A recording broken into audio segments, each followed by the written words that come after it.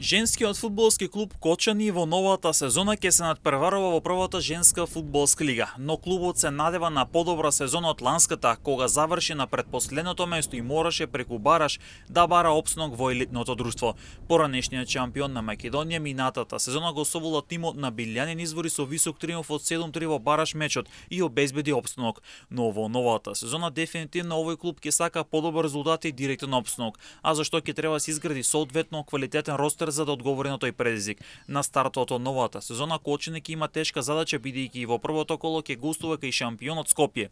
Во меч каде повеќе од јаснеот и бранител на титулата ќе биде апсолутен фаворит за 3 бодови.